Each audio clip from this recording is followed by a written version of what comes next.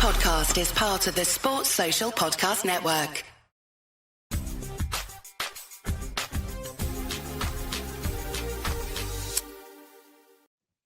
Hello and welcome back to the Dunbar End podcast here on the Hibs Observer's YouTube channel with Hibs Observer editor Patrick McPartlin and not Hibs Observer editor Jack Harris, myself, obviously. First of all, thank you for your support of our two exclusive interviews on the Hibs Observer this week. Patrick obviously sat down with Ryan Porteous. I had a wonderful conversation with Kieran Bowie. So thanks for resharing, for reading and enjoying those. If you haven't already, there will be a link somewhere down there for you to go and read the interviews as soon as you can. Patrick, big week for Hibs. Obviously, we know what's coming up this weekend. How are you feeling about that? Just to get the ball rolling. I'm just glad to have club football back. It's always difficult when you've got a weekend when there's no game. It sort of puts everything out of kilter. So I think good to get back to action, and no better game really to do it with. I think if you look back at the previous derbies this season, Hibs winning the one at Easter Road, narrowly losing the ones at Tynecastle. It feels like the ball is in Hibs' court, no pun intended, to get another result. And obviously it'd be good for their own season, and it could potentially have huge ramifications for Hearts' season as well. So I think if you're the Hibs camp this week, then I think that's all the incentive you really need. Even though publicly it will just be about winning the next game and trying to catch the team in front. But I think it is probably for Hibs, it's probably the biggest game of the season so far, at least, for their own aspirations of finishing fourth, beating Motherwell to that sort of confirmed European spot. So it's a big game. Derbies always are, but I think that this one does carry a little bit kind of extra meaning behind it for both sides. But certainly I don't think, from a Hibs point of view, it won't be any less than what Hearts are looking at. So that's something I was going to ask you about, because I remember we sat together at Tynecastle on whenever it was in February, slightly dismal evening. But obviously those two Tynecastle losses have both been 1-0, 2 late goals. Then you have the Hibs win at Easter Road. Obviously no one will have forgotten that 3-2 win back in December. Do you see that same, that we spoke about it being a sense of deja vu? Do you see that same sense of symmetry happening with the two Easter Road? You get that fast start and just sort of hope that Hibs can be as clinical as they were that afternoon? Well, I think if you look back at the previous four derbies, the two at Easter Road, the two at Tynecastle, the two games at Easter Road have been very similar. The two games at Tynecastle have been very similar, but the four games as a whole have also been very, very similar. If you look at how the possession's been shared out, how many shots on goal each team has had, how they've played out, it's obviously a lot more clear when you've got two late winners for Hearts at Tynecastle. But if you consider, I forget the exact minute, but Hibs scored early in the Jack Iredale derby, we'll call it, and then I think it was it within 5 maybe, the boil something like that. Definitely within 10. Exactly. So there is that kind of fast start at home, get on the score sheet, and then just try and keep adding to that, try and stem the flow, try and stop Hearts from playing. So we've seen two very similar performances from Hibs at Easter Road. We've also seen two remarkably similar performances from Hibs at Tynecastle in the last four derbies. This one, I don't really see it being any different. I wrote a piece about this yesterday, looking at the kind of data behind all four games and how remarkably similar it is, how Hearts have really not differed all that much from their approach. Hibs haven't really differed much either. There's been good parts for Hibs. There's also been parts that haven't been great. There's been parts they need to work on, but we've also seen Hibs do those parts that need to improve well at other points in the season. And I think if you're looking at a home derby for Hibs, as it is for Hearts at the moment, then I think there should be a lot more confidence, perhaps, than there has been going into the Tynecastle derbies. Hearts obviously very good at home, but Hibs also performing well at home. So I mean, I think it's always a case of expecting the expected with Edinburgh derbies, but I think you can also get surprised every now and then. I don't think anyone in December would have seen Hibs racing into a 3-goal lead just after half time, and obviously so nearly was 4. And then obviously and then Hearts coming back into it and really Hibs relying on those two big saves late on from Raphael Salinger to escape with all 3 points, which I think 5 minutes after half time, you probably wouldn't have been thinking that. So I don't think there's any reason to doubt that this will play out exactly the same way as the previous 3 or 4. And it's kind of the onus is on Hibs to make sure that's not the case, that they don't falter where they faltered before. And as I was saying, with that extra needle behind it, with Hearts going for the title, Hibs trying to catch Motherwell, I think, rather than that changing the outcome or how the game plays out, I think it just adds to the sort of sense of occasion behind it and the importance of getting 3 points for both teams. Yeah, how much do you think? I mean, you mentioned the ramifications. Obviously, Hibs chasing Europe. This would be a very good feather to have in that particular cap. Obviously, Hearts at the other, at the top end of the table, sort of looking to keep those the Celtic and Rangers behind them. Do those ramifications have an effect on what we'll see? Because I suppose when you look back over the games, there have been sort of similar narratives. Like obviously the first Edinburgh derby at Tynecastle, both teams sort of fighting towards the top end of the table. It could have been really anybody's season back then, but now do you see those sort of off pitch? That is there an added bite to that? Do you think? I don't think so, because I mean the number of times that we've seen Edinburgh derbies played out when one team is in free fall, the other team's going really well, and the result goes the opposite way to what form would have you imagine. Form goes out the window. It's very much kind of who plays the game rather than the occasion. And I think, both sides have been guilty of playing the occasion rather than the game in recent seasons. And I don't think, it's an Edinburgh derby. It doesn't matter, when it's played, what level it's played at, where it's played.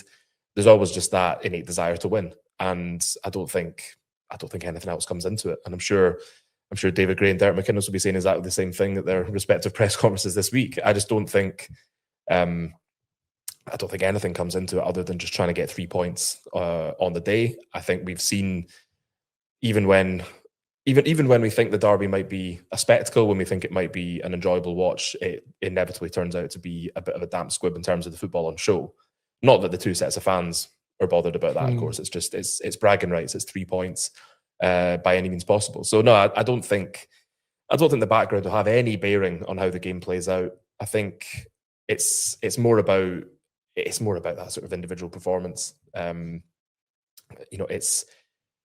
probably is a bit of pressure on David Gray just because some of the results recently haven't been great. The last time out against Aberdeen, and you consider the sort of run of form that Aberdeen have been on, disappointing for Hibs not to take anything from Pittodrie in that game. But it's different when it's a derby. It becomes about 3 points and nothing else. And he knows that, the players know that. There's a few new players in that Hibs team as well who maybe haven't had a chance to show what they can do in an Edinburgh derby yet. So that's maybe like a bit of a subplot. But I certainly think the race for Europe, the sort of title race, that sort of thing, that's not going to have any bearing whatsoever. Yeah, let's talk about those new recruits, because last time out was obviously quite close to the end of the January window. So I think, I don't remember exactly. I know that Ante Shuto came on. Kai Andrews was involved as well. I don't think Owen Elding was. No, unused sub. Yep. So it does feel, and maybe I'll get pelters for this, but I do feel that in at least two of those Edinburgh derbies so far, Hibs were the better side. I think that the most recent one, they can probably feel quite aggrieved to not come away with anything. And at Easter Road, despite that, it could have ended 3-3 with a great save from Zalinger, and then another one from that Beningame chance right towards the end of the game. I think for 60, 65 minutes, they were comfortably the better of the two teams.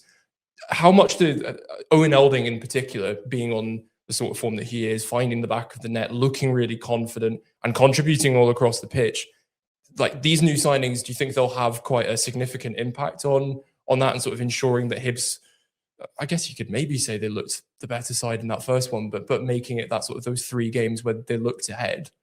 Yeah, I mean, you could consider Dane Scarlett as well. You can consider Ante Shuto. I think the last derby, the most recent derby, was I think the second game after the transfer window closed. You had Munash Garananga started at the back. Felix Pashlack was playing just his second game.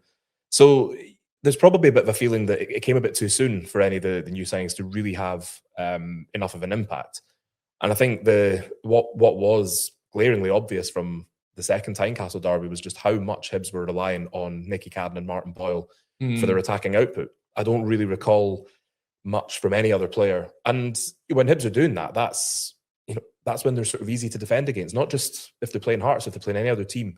If it's predictable how you're going to attack, if you're always going down the left side, if you're always looking at Boyle to run in behind, then very easy to play against. Now there is that different threat, obviously, looking there is, but but we saw this in December as well, that when Hibs sort of spread out the attacking sort of burden, if you like, then they're a much more potent force. We saw Jamie McGrath playing well. We saw Josh Campbell come off the bench for Nicky Cadden in that game to great effect, scoring the second goal and just generally making a nuisance of himself. Kieran Bowie obviously contributing with the third goal, Josh Mulligan getting involved. And I think it's interesting for me is that Nicky Cadden missed the first derby. I think he was an unused sub in the first derby and then came off injured early on in the second derby. So the third derby was the one, the first one he'd started. And that's the one where there's just this over-reliance. And, maybe that's down more to the players rather than the coaching staff. You sort of see on Nicky Cadden's there, will give him the ball, he'll put in a cross. So there are new signings who maybe have a point to prove, new signings who would like to do something on the big stage. We've talked before about Dane Scarlett and how he's probably still looking for his first goal. I mean, scoring the winner against Hearts would be a great time to get it. Owen Elding obviously will want to keep his form going, and Ante Sciutto as well. I think he's someone who was maybe a little bit underwhelming in the last derby. I think when he came off the bench, granted it was just his second appearance, but it was quite. When was it? Was it maybe 70 minutes, 75 minutes? It was quite late into the game, was it not? 65, 70, 65, something like that. okay. Not 100% on that. But again, you're looking probably for a bit more than him. I think he was possibly somebody who ended up playing the occasion rather than the game.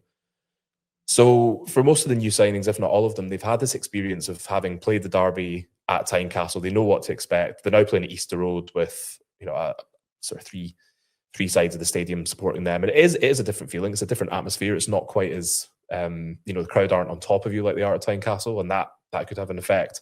Felix Pashlack obviously I think has really grown into his role. And, there is that bit more kind of defensive consistency. I know, obviously, last time out, well, we won't really talk about last time out. Don't think we need to. We're still flogging the Aberdeen horse. But, that's maybe a result of not having that sort of defensive, consistency. And, just like things like that can happen. So I think it's, there are probably a few players, and not just new signings as well. There'll be players who were here at the start of the season will be looking to do a bit more in the derby, because it is the showpiece game. It is such an important fixture for both teams, and I think you can only imagine like what it's like for players who've been at Hibs for years. I mean, Martin Boyle doesn't tire of scoring goals in derbies, but if you're somebody like Owen Elding, if you're still kind of making your way in the senior game, then there's not really a bigger stage to do it on. So it'll be interesting seeing who gets the nod and who sort of plays the game rather than the occasion. But I think what you would say is, based on the last time the two teams met, Hibs have got a lot more in the way of attacking kind of variation, I think, if you like, in terms of who can come off the bench, and whether there's not just a sort of reliance on Nicky Cadden and Martin Boyle. There are other players who can step up, who can either score the goals or provide them. So I think obviously the onus is on those players to help in to chip in with the attacking efforts, and to just ease some of the burden on the strikers. And the benefit of that is that it makes the team harder to play against. It makes it less obvious how they're going to play, and that gives Hearts something to think about. Yeah, and it's having those different options as well, and also having them bed in. I know that, I mean, just like we said earlier, there was only 2 games in. It was relatively new ground in sort of a very difficult stadium for new signings to be playing in. But you've got the new forwards in who are all proving that they're a goal threat. I mean, Dane Scarlett yet to score, but doing good work, and sort of facilitating the shooter, Elding obviously getting goals. You have the likes of Kai Andrews as well, good for a goal, as we saw at Celtic Park. I think there have been a couple good opportunities from the defence as well, obviously Passlack, but then the likes of Ahora and Bashiri as well. So there is this sort of this threat that Hibs, well, I think we said this last time, that they look more threatening in attack, definitely in the second half of this season, but also in shades perhaps better than they did last season as well. I know that we had a bit of a disagreement about that sort of the statement game aspect of it, but I think in terms of being a goal threat, they do look good at the minute, and that will no doubt be encouraging, particularly in trying to replicate that sort of mirror effect of the last time at Easter Road and then this one too. Yeah, of course. I mean, how many derbies have we seen that have been decided by an unlikely, goal scorer? I mean, even looking at don't want the Hearts fans to come after me for saying this, Craig Halkett's maybe not the person who you think is going to score the winner in a derby. I know he scored a lot of goals, this season for a centre back. But it's things like that where you're not expecting somebody like that to come up with a winner. And I feel that, Hibs maybe haven't had that as much in derbies. They haven't always had. I mean, Jack Iredale's maybe the most obvious recent one. Scoring his first goal for Hibs. I mean, what a time to do it, and what a way to do it as well. But there maybe hasn't really been enough of that this season. not just in derbies, but in other games as well. There's been leaning heavily quite a lot on, Kieran Bowie. Obviously now he's gone. They've been leaning a lot on Jamie McGrath, leaning a lot on Martin Boyle. And it's really since the January window's closed and you've had Elding chipping in, you've had Shuto chipping in. But beyond that, there's maybe not been that same spread of goals that you would hope for. So, the derby is one of those games where, you need people to step up. You need somebody like Josh Campbell to, either get a surprise start or come off the bench and contribute with a goal. You need Felix Pashlat to keep his sort of relative prolificness going, or you just need a goal to come from an unlikely source. But if you can get it coming from one of your forwards, then that's just as good. And I think that Hibs probably are going into this derby in a better place than they did in the last one. I know they drew a blank last time they played, but it's a game at Easter Road. You're playing against a team that you beat last time you played them at Easter Road. Confidence should be high. The strikers should be feeling good about it, and midfielders, defenders, everyone should be feeling good about it, because they've shown in the previous derbies that they do have what it takes to sort of play at that level and get the better Hearts. It's just about doing it consistently. It's just about keeping it going for longer and keeping it going right up until the very end, because if you look at all the goals that Hearts have scored against Hibs this season, they've all come from 75 minutes onwards. Yeah. And that in itself tells a story. And I think that for me is one of the big things about this fixture, is just making sure that, David Gray talks about this as well, previous managers have talked about it, you're not just going for sort of 65, 70 minutes, you're going for the full 90, 95, however long it ends up being. So that's been maybe Hibs' Achilles heel in these derbies, that they have sort of retreated a little bit in the last sort of quarter. They have let Hearts back into it. Obviously in December, it ended up very narrowly not being an issue.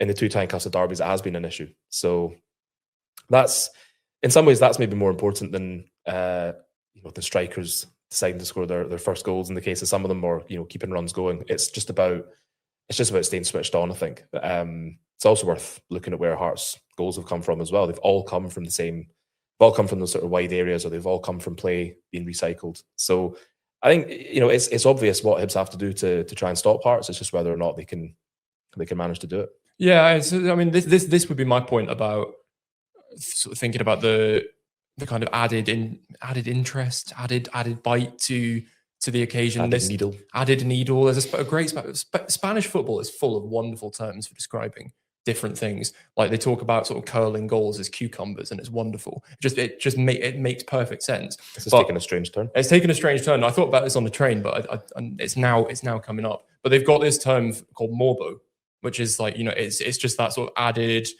needle, that added bite, that added sort of je ne sais quoi, which is like that added you don't know what. I don't know. Don't know how to say it, but there's something added. It's a little bit of spice. But I think, particularly if you think about the last Easter Road derby, sorry, I don't know. There's also a valid argument to say that Hibs let Hearts back into the game, but it's as much Hearts wanted to get back into that game and sort of added that little extra gear that sort of pushed them forward. You do think that one of the key areas in Sunday's derby will not be letting them do that and sort of making sure that, well, let's say Hibs go 3 goals up again, then you think that added little extra gear that Hearts will have will be heightened somewhat, because they know probably more pertinently what's at stake if they don't at least take something from the game. Yeah, but we've seen plenty of teams in similar situations choke in that same scenario where they really need to get 3 points and they don't manage it. Hibs have done it often enough. Other teams have done it as well. So that pressure can sometimes play into the opposition's hands. If there is this, Hearts will be only too aware of what they need to do, and sometimes that can kind of get to you. It can play. Speaking here like I've got any sort of experience of it at that level. But it's true, because it's almost the same as what we saw happening at the Tynecastle derby. I mean, admittedly, they go on and win the game, but you saw the likes of Kizaridis getting really frustrated, sort of booting the ball away in anger, just not able to sort of get down. I think was it? No, it was Paslak, wasn't it? It was sort of keeping him on lockdown. I was going to say it was Megwa, but that was the Easter Road derby. But you saw that frustration came in, and I guess there is that sort of, we're at the top of the table, we need to stay there. There's a lot of pressure from underneath, and those individual cracks start to form. I think McInnes took him off Because just sort of, I don't remember exactly when it was, but it was that sort of 60 to 80-minute spell. Just looked like he lost his head somewhat. Well, I mean, it's like we're saying about playing the occasion rather than the game. It can get to you, and we've seen it happen not just in the Edinburgh derby. We've seen it happen in other derbies, not just in Scotland, around the world as well, where it becomes more about performing rather than playing the game. It becomes more about trying to kind of noise up your opposition number. It becomes about just less about the game and more about the occasion, more about the atmosphere. It can get to you, especially at Tynecastle. I think it can. We've seen it happen to Hibs players who just kind of crumble in that atmosphere. We've seen it happen to players at Easter Road who just can't cope when Easter Road's at its most raucous, at its loudest. So it is one of those things where they're probably, if we're talking about additional elements to the derby, then they're probably, for this one certainly, there probably is that sort of need to try and keep cool heads. I mean, what is it? Calm in the chaos is what David Gray always likes to say. Calm in the chaos. That's basically what you need, and I think more so this Sunday than probably any of the previous derbies. Certainly from Hibs' point of view, and I think it's really been, to use another football cliche, it has been fine margins in the other derbies in both ways. Fine margins in the two Tynecastle derbies, fine margins in the Easter Road derbies. So I mean, there's not an awful lot between the two teams when they go head to head. So they've, the games they've not been great spectacles this season, but it doesn't matter. If you get 3 points, then, bragging rights and, the kind of getting a victory over your rivals, that's all that matters. Doesn't need to be a pretty game of football, doesn't need to be beautiful. It's just, and that's ultimately what it comes down to, is just, can you get the 3 points? That's, that's really all that matters. That's all it comes down to. So it's I think that calm in the chaos is just a really good way of putting it, and just making sure that you're not getting caught up in the occasion, that you're just playing the same way that you normally do. Yeah, I mean, it's the calmness, but I guess also, thinking back to, we really need to stop talking about the Aberdeen game, but thinking back to the Aberdeen game, I think it was something that he said in the press conference about sort of calm and settling into the game. This is just one of those games that you don't have that luxury afforded to. So I think there's a good need to sort of have a composed head, not make mistakes, not sort of let the occasion get to you. But I guess in some ways, from my perspective, it feels like there is a need to let the occasion get to you somewhat, and sort of make sure you start quickly, make sure you try and get on the score sheet as soon as possible, because we saw what happened at Easter Road when it's like the first goal goes in through McGrath, and then it just sort of keeps going, and you can kind of compound the effect. Well, it settles you to get an early goal. It settles you to get an early goal, because there's almost that pressure of you think, oh, we need to get the first goal. So if you get it early, then you've done it, and then you're not worrying about not getting that first goal, or you're not worrying about conceding the first goal. You've already got it. So that's the benefits of a fast start. It's that kind of front-footed approach that David Gray really likes. But I mean, we're saying all this, it could be a 0-0 draw quite easily. When was the last time it was? More recently than we think, probably. But I mean, it'll be a good occasion regardless. I think it's a chance for Hibs to kind of keep that run of kind of home derby victories going. Obviously, Hearts are going for the league title, so that'll make it interesting. So I think, just as with the Edinburgh derby every single time, you kind of know what to expect, but at the same time, you've no idea what to expect somehow. We'll do something new. We'll do, just to wrap up, we'll do a Hibs Observer prediction. Are you sticking with your 0-0? And I also want to know. No. I want to know, right, your prediction, and you mentioned earlier sort of goals from unlikely sources. Who is your unlikely goal scorer on Sunday afternoon? Prediction: 2-1 Hibs. Unlikely goal scorer: Warren O'Hora. No pressure, Warren. Gosh, very good. I'm trying to think of mine. I always come out with these outrageous predictions, and I can see this floating around on Twitter. So maybe I should be well behaved. I'm going to say Hibs 3-1. I'm going to say unlikely goal scorer Dan Barlasser. I'm thinking like a sort of 35-yard curler, what the Spanish would call a pepinazo. That's a cucumber. That's a cucumber. You can sort of imagine it. Football and education, but we'll try and sort of get some sort of visual diagram to show. We won't do that. I'd rather not. Yeah, we won't. We won't do that. Well, we'll leave you with those unlikely predictions. Unlikely predictions. What am I saying? Unlikely goal scorers. Likely predictions. I hope. It's all gone wrong. We need to wrap this up quickly. So go and have a look at Spanish footballing vocabulary. Go and have a look at our 2 exclusive interviews with Ryan Porteous and Kieran Bowie. and go and subscribe to all of our social media channels and YouTube channel for more fantastic content like this. Been a pleasure. Thanks for joining us today, and we'll see you very soon. Bye for now.